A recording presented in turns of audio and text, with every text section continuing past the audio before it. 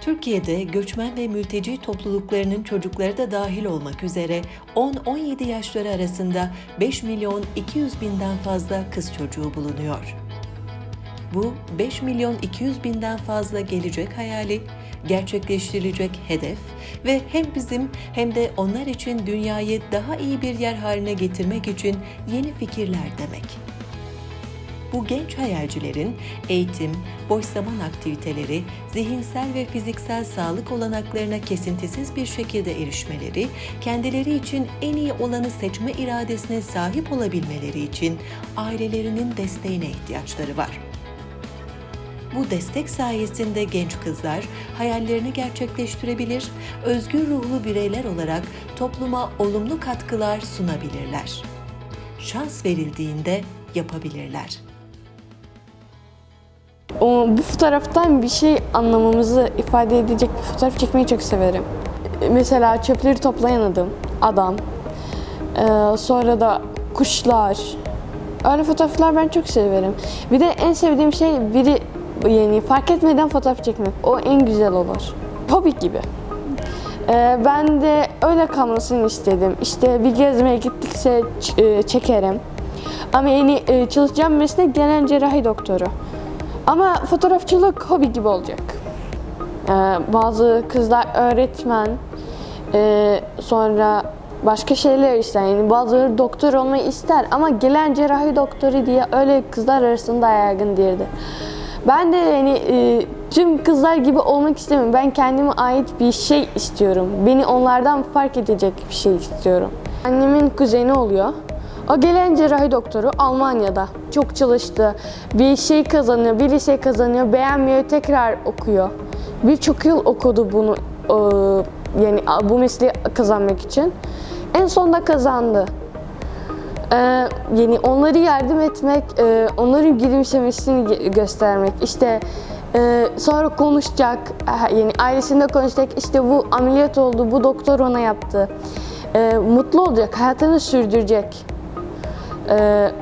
Ben onu kurtarırsam, ilaç verirsem, ameliyatta yaparsam, o sevinecek, kurtulacak. Büyüyünce de çok iyi bir insan olacağım. Herkese yardım etmeye çalışacağım. Yardım edebildiğim kadar yardım edeceğim. Pes etmeyecek bir doğa olacak. İşte devam etmeyen bir hastanın hayatını kurtaracağım. Ona pozitifli olmasını söyleyeceğim. Ameliyata girmeden önce onunla konuşacağım, güldüreceğim. Eğitim hakkı tüm kız ve erkek için önemlidir. Çünkü herkesin bir hedefi var. Bazı kızlar eğitim alamıyorlar. Maddi durum olabilir, aile içinde sorun olabilir. Ama kız çocuğun eğitim hakkını kesmeleri çok büyük bir hatadır. Ama eğitim hakkı herkes için çok önemlidir. Kız da erkek için de. Bazı insanlar kızın okumasına izin vermiyorlar. Bence de en büyük hata budur. Uçak sürmek istiyorum falan. İşte onlar tek erkeklere ait falan diye şey yok, öyle erkeklere ait değil. Kızlara erkekleri kullanabilir. Cerrah doktor olmak istiyorum. Cerrah doktor olmasını çok severim. Hem de ameliyat falan severim. Ama bir şey korkuyorum. Ameliyat bir hata yaparsam, bir şey yaparsam. Çünkü ben bir hata yaptım. Ben bilmiyorum falan böyle şeyleri. O zaman doktor ya da normal bir doktor, hemşire bir doktor. Daha iyice karar vermedim ama bir doktor olmak istiyorum. بحب أساعد العالم. بحب أساعد العالم بكل شيء. شلون بقول؟ مثلا بحب الدنيا تكون بسلام، كل العالم تفهم بعض، تحب بعض، ما حدا يكره حدا، الكل بيريد الخير لبعض هيك. بحب أنستي بحب أنجح بالمدرسة كتير، أخذ علامات عالية، لأن الولد إذا ما عاش حياته بالحياة بحس حياته كلها فاضية. مشان مثلا لا سمح الله إذا حدا من أهلي مرض أو جيراننا أروح أعالجهم، أنا أعرف أضرب إبر، أجيب حياتي صار كتير حلو. شيء كتير حلو هالشي. هيك أصير ممرضة، أفتخر بحالي، أفتخر بأهلي، إنه شافوا بنتهم صارت ممرضة، شيء حلو بهالحياة هيك. مثلا أبوي قبل ما كان بده يعني أروح على المدرسة، هلا عم خليني أروح على المدرسة أدرس يعني مشان أصير ممرضة. أدرس أخلص كل دراستي هيك بصير بتعلم كل شيء بهالحياة، القراية والكتابة، بوصل للحلم اللي بدي إياه. Gelecekte pilotluk yapmak istiyorum.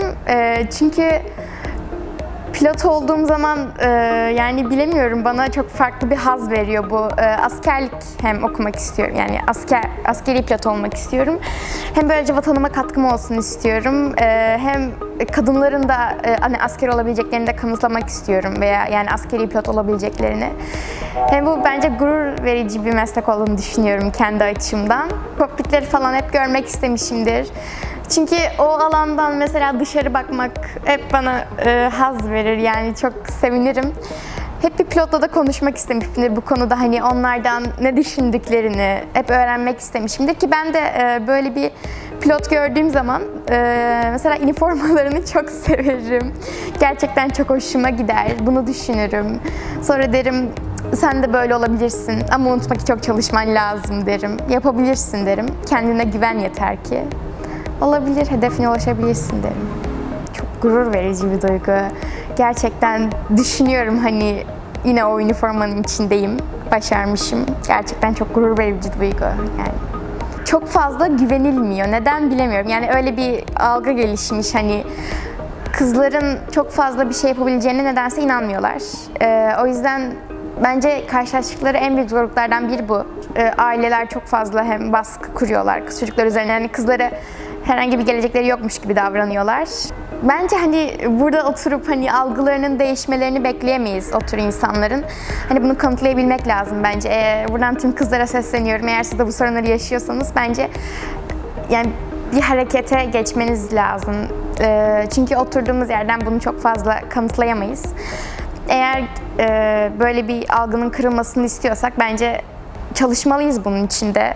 Dünyada her yıl tahminen 12 milyon kız çocuğu evleniyor. Bu her dakika 22 kız çocuğunun evlendiği anlamına geliyor.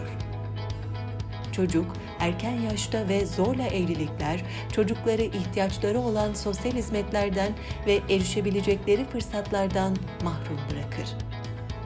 Eğitimli kız çocukları ailelerine ve topluma önemli katkılarda bulunur. Kızlarınızın eğitimini ve gelecek hayallerini destekleyin. Çocuk yaşta erken ve zorla evlilikleri önlemenin olumlu sonuçları hakkında çevrenizdeki insanlarla konuşun.